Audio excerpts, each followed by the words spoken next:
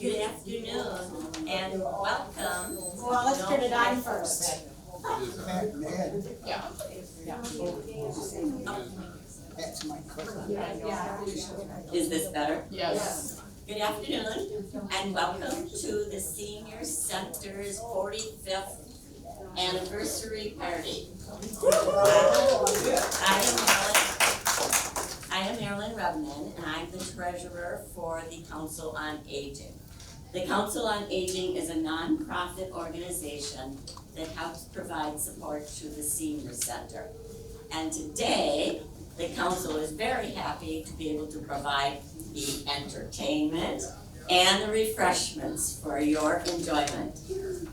After 75 years, after 43 years, after 43 years, the Senior Centers have about 75 employees. And at this point, I am going to turn it over to two of the most important and talented employees. I'll get them. I'll be here in a moment.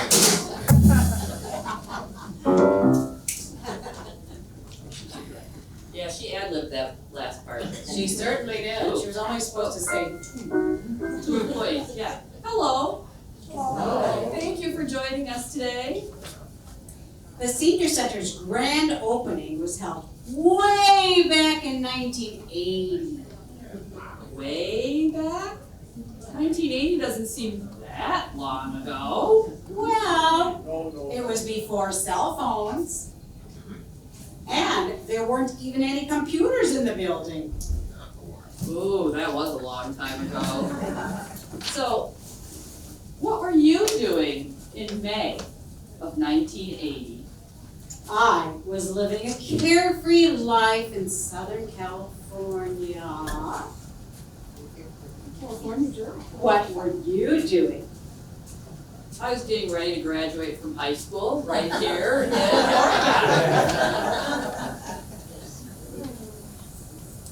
Let's turn the clock back to 1980 for a little give and take with the audience. Who was president in May of 1980? Ronald Reagan. You're Jimmy close. Carter. Jimmy Carter, ding, ding, ding, ding, ding. All right, yep. Ronald Reagan was voted in November 1980. All right, try this one on for size. What do you think were the most popular baby names in 1980? Any ideas? Oh, somebody's gonna guess back there. Yeah, Mary. Alexis. Ooh, good guess, but not Alexis. If you think back to the people you know in your life with these names, they probably were born right around that time. The most popular boy's name in 1980 was Michael. And the most popular girl's name, Jessica. Yeah. Somebody said it, yep, Ruth got it back there. Okay. Think back to the days before streaming services when you had to watch TV shows when they were broadcast. Any ideas what the top TV programs were in 1980? Nope. MASH was in that list. Ed Sullivan was not on the list, but he was happening back then. All right, so Can I give them a clue? Yeah. All right, the big show in 1980, the most watched thing, Who Shot JR? Great. Yeah. And where does Daisy Dukes come from? Dukes of Hazzard. Yep, so Tick, tick, tick, tick, tick, tick, tick, tick, tick. What tick, TV tick, show? tick, 60 minutes. Yep. So those were some of our shows. I gotta do one more. So you do one more. Love Boat. That's your hint. So was the show Love Boat? Yeah. She gives a real broad hint, doesn't she? Okay, also in the world of TV, the first cable news channel came along. Do you know what the name of that cable news channel was, and who was the guy who started it? Ted Turner. Somebody's got Ted Turner. Ding, ding, ding, ding. Ted Turner it was. Remember what it was? It's still around today. CNN, absolutely. Yep. And one of our favorite office supply products went on on sale in 1980. Any guesses what it is? Post-it notes. Ding, ding, ding, ding, ding. Post-it notes went on sale in 1980, so they could label It was the people like that. What does it say? Big boss. Big, oh, good. Yeah. Oh, yeah, that's all Jill's fault. If you went to a dinner in 1980 and all the trendy foods were being served, you would be loading your plate up with some of these products. How many of you remember, some of these are still obviously on the market. Cool Ranch Doritos were a big thing in 1980. TGI Friday potato skins. Oh, yeah. Oh, yeah. Sure, those. Sloppy Joes. Sushi. Frozen yogurt. The soda Tab. And 1980 was the beginning of wine coolers. Wine cooler. Right. 1980 was a memorable year. Mount St. Helens erupted in the state of Oh, Washington, yeah. killing 57 people. And that doesn't seem that long ago, does it? I was there. Oh my, you got stories. John Lennon was killed in 1980 in a pointless act of gun violence. I was there for that. Oh my. I heard the sirens going to the hospital. We lived at 71st and Broadway, 6 blocks from the Dakota. Wow. And inflation was really high. You know, some things from 1980 seem kind of familiar. Like, people coming here to have fun. Yeah, that started in 1980, it's still here. Another thing that hasn't changed is the long partnership that the Senior Center has enjoyed with One Community Bank over the years. OCB has helped support the Senior Center through 43 years, and we're happy to include the bank in our anniversary celebration every year. So we're just gonna turn it over to Scott and Carrie from One Community Bank and let them say a few words before we enjoy some amazing music from Dalton Gang. So thank you for coming, Scott and Carrie.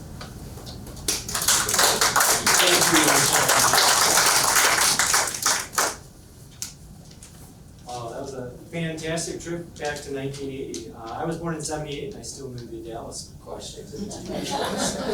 Must have been a pretty popular show. So, thank you and good afternoon, everybody. Thank you for having us here today. My name is Scott Hurd, Senior Market President for One Community Bank. I'm joined here by Carrie Schrader, our VP Retail Bank Manager, and we're excited to be part of this anniversary celebration. So, who's aware of One Community Bank?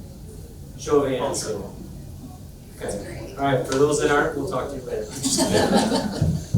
But I thought we would just give a quick just update as we do kind of every time on our anniversary celebration, just economic update and interest rates. Obviously, there's a lot going on right now, so it's a pretty good update to give. So just some insight into kind of the current local economy, both, I should say nationally and locally. Over the past 14 months, we've seen a pretty historic rise of interest rates, 5% or 500 basis points since March of last year. Certainly that's the Fed's charge to try to curb inflation.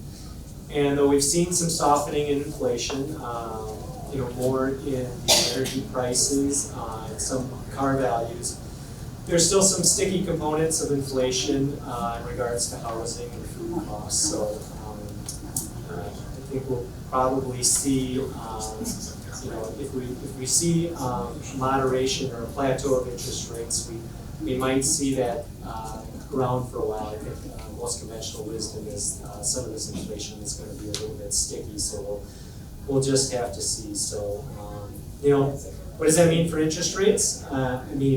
I'm sure some of you have seen much higher interest rates than this. The low interest rates that have been around for the past 10 to 15 years. It's been a pretty large run. So change in interest rates right now, which are not unheard of, are pretty quick as far as the rise. So what does that mean for the economy as far as housing? Well, we have a pretty deep chasm between supply and demand, meaning there's a lot of demand for housing and not a lot of supply for housing. And this kind of only exacerbates the situation. So we'll kind of see as interest rates continue to stay at this level, if that demand it might soften, but I'm assuming not, only because there's just so many people looking for homes, and so we've got an interesting time where interest rates are higher and costs are higher as well. So, but for savers, this means, you know, an opportunity that you haven't had for maybe the past 10 or 15 years to getting CD rates back to where, you know, hopefully that you can invest in that would moderate or outpace inflation in the future. So, so we've seen increases in interest rates as liquidity has come out of the market. We're going to drop off some, we have over there some interest rate flyers, but I thought Carrie could just go over a couple of the specials we have right now. Considering the rise in interest rates, short-term rates are higher than long-term rates, so there's some really good opportunities to get some higher rates at some lower durations. So, Carrie, I don't know if you want to share some of those specials. Sure, thank you, Scott. Hi, everybody. As Scott mentioned, I'm Carrie. Glad to be here today. Happy 43rd anniversary. We have some great CD specials. We just wanted to bring them to your attention.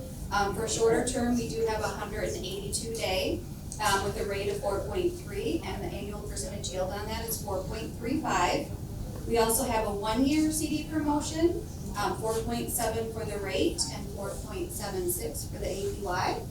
And a longer term one that a lot of people have been interested in is our 3-year CD promo. That one's a little bit lower, as Scott mentioned, at 3.72 for the rate and 3.75 for the APY. However, with that one, we include a one-time bump rate option. So if the 3-year rate would go up during that time frame of your term, we would allow you to bump up the rate during that time. You also can add to our 3-year CD, which is a really great option. So more of this information, as we mentioned, is right over here. But if you have any questions, just stop into OCD. We'd be happy to help you out. If anybody did not get a little gift from the bank today, we left some extras in there for you as well. Thanks, Carrie. Yeah, so some great specials that we probably haven't seen for a while, so that's nice to see those interest rates for the value for savers. So certainly ask us if you have any questions on that. You know, locally the economy is still strong here. For the first quarter of this year, unemployment rate is below 2%, which ties for the second best in the nation.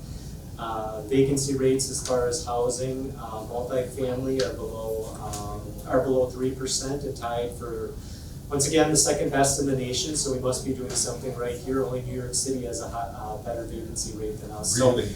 Yeah, so really, Lord. really strong economy here in the Madison and Dane County area. And that goes to, you know, not only the university that we have, but some of the large employers that we have. I know Epic Systems in Verona is still planning on hiring 1,700 employees this year. So there's just a lot of people that continue to move into the area, and so that advocates for a pretty strong economy here. So. We should all be thankful of kind of where we live, and a lot of times when other parts of the country are battling some tough economic conditions, we relatively stay insulated in the area. So you probably heard in the news lately of some turmoil in the banking industry as well. There have been 3 recent bank failures, mostly on the coast.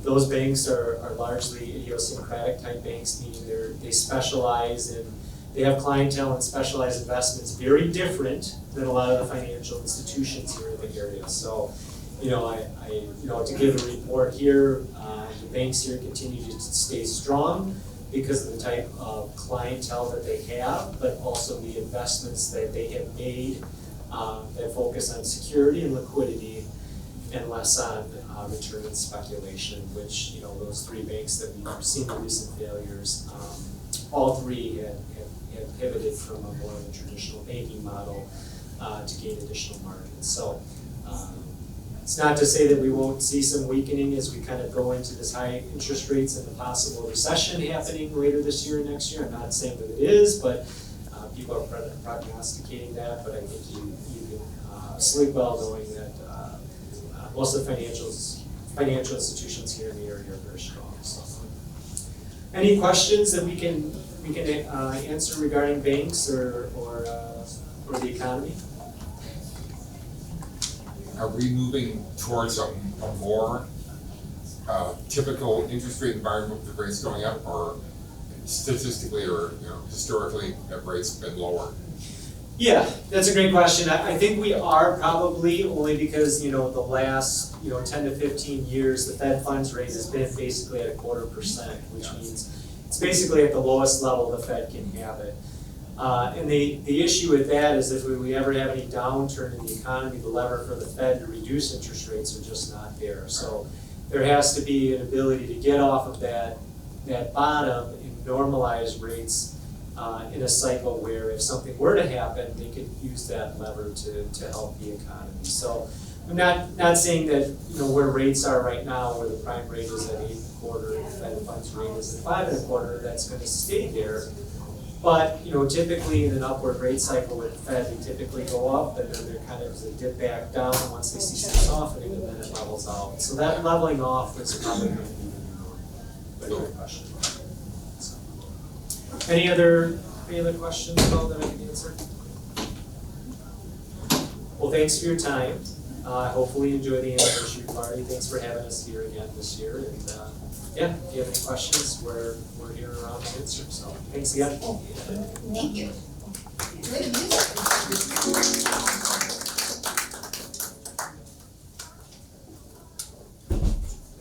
Let's roll. All right. One, two, three.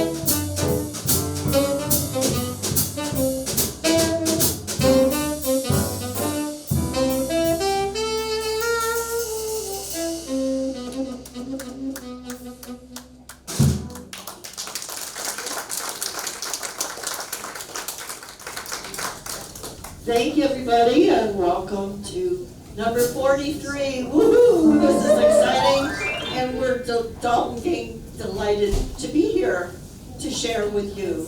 And a beautiful day it is. So the next tune we're going to do is going to celebrate the weather.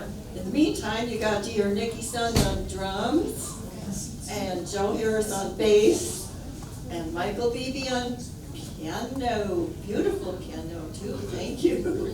And I'm June Dalton on tenor sax. Enjoy. Irving Berlin's Blue Skies. You can do a little intro for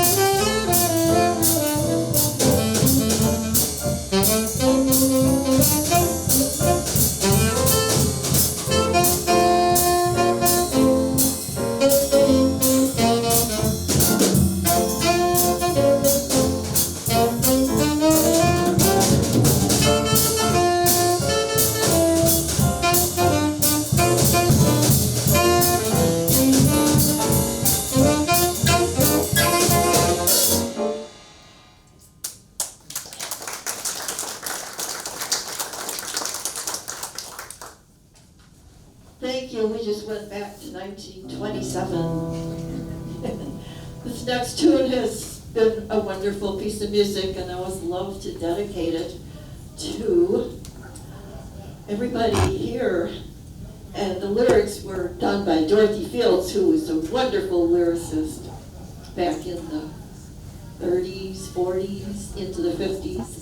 Dorothy Fields and Exactly Like You.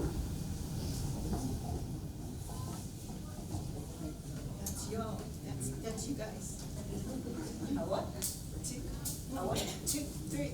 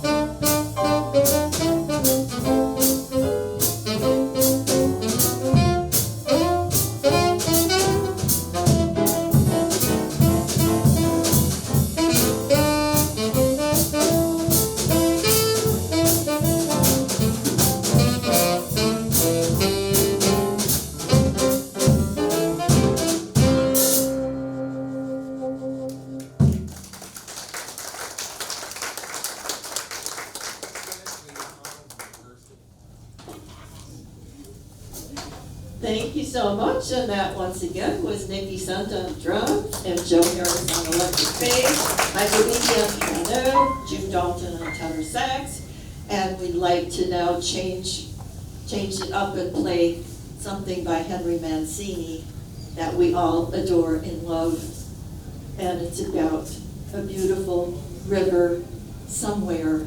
We don't really know where it is, but in our imagination, we can think about Moon River.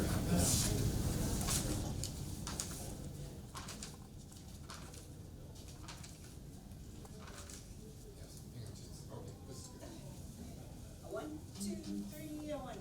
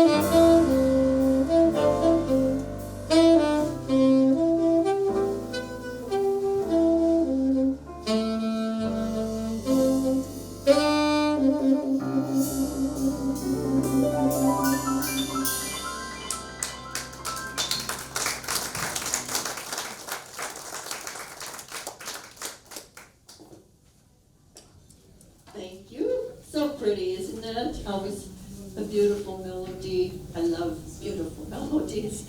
So, which takes me to this next tune, go into some Gershwin music. And this one is from 1926. And it's from a musical called OK, meaning K-A-Y, not okay. But I think he had a lady friend that he was very endeared to, and her name was Kay. Unfortunately, George did not get to live very long, and so he, maybe, who knows what could have come of that. But anyway, and Michael, we're gonna have you play the verse to this because it's lovely. So there's the intro, and then you'll know it.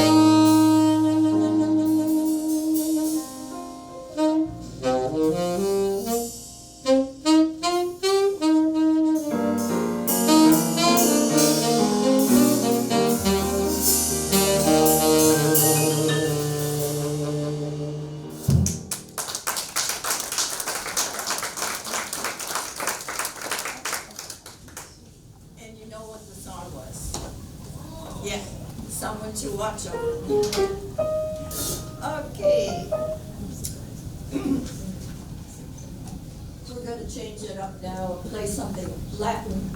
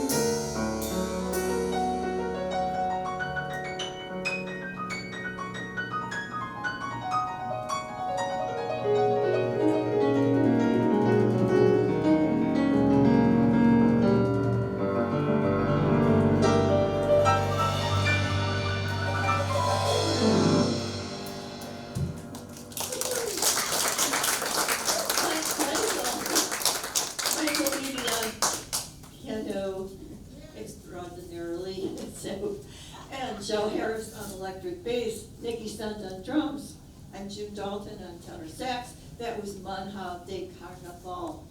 And it translates to a day in the life of a fool. And, well, yes, it does all that stuff. Does it very well. And, so, fun, thank you. Is everyone having a wonderful day? And great celebrate. I know there's a lot of people that volunteer here too, so this is also recognition of all the wonderful things that you do for the community, so thank you. And so with that kind of thought in mind, we're gonna change it to something a little more gentle, shall we say, a little moonlight serenade.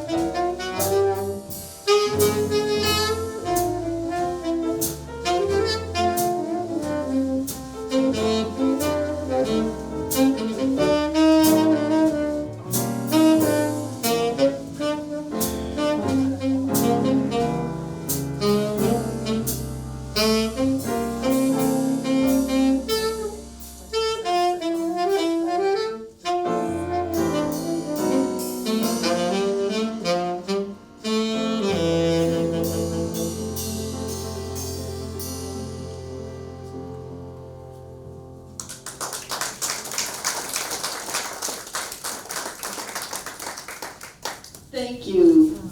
Does that piano sound like that to anybody else that you've heard lately? He has the touch. And I hope, well, we do too. We just, we do our thing our way. And we're grateful for all the wonderful opportunities that we get to play different styles of music. And I'm hooked on the oldies, I guess, because it's so good. There's so much good stuff. We'll never get to do it all. But here's another one that, of course, you'll recognize. And it's Bye Bye Blackbird. What does Mount Cape syndrome here? No. Okay.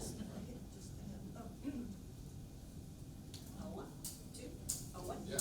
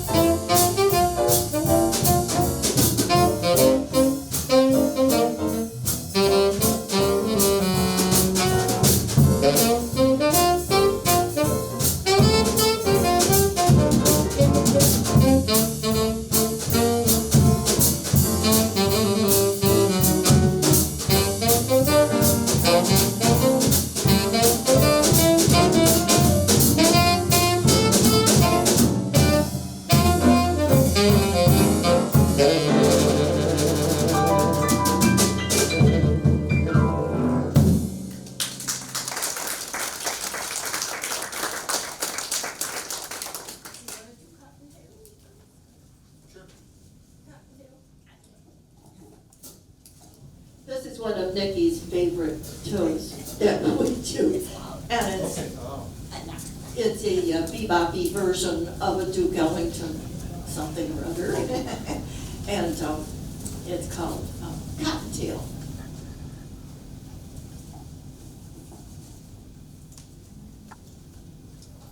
You've already spoken about that. Yeah, you guys did.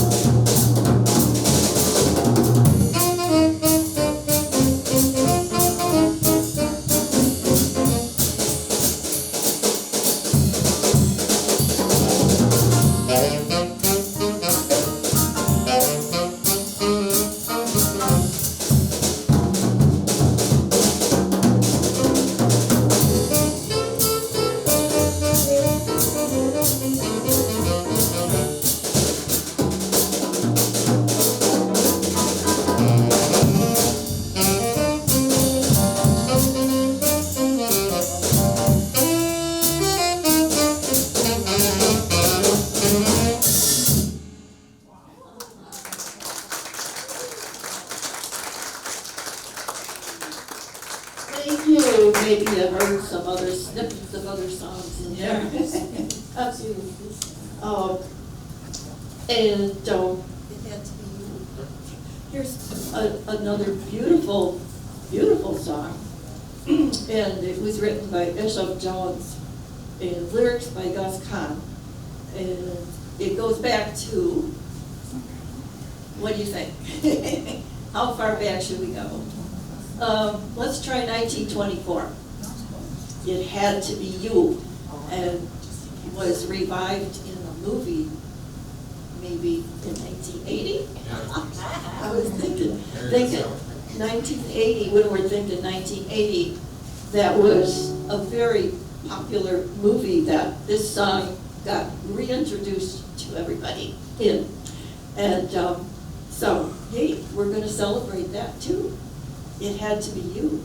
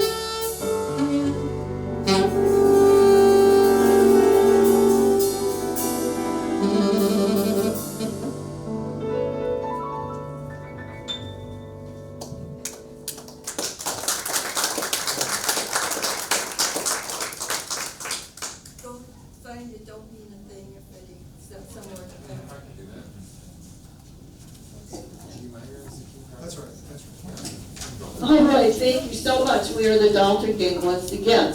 Today we have Michael Beebe on piano with us. Joe Harris on electric bass.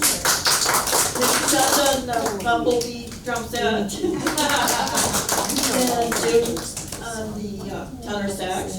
And we'd like to close with a Duke Ellington tune called It Don't Mean a Thing If I Ain't Got That Swing. And then y'all have refreshments waiting. I think that you better, so this could be your exit music to go get the refreshments. Sure.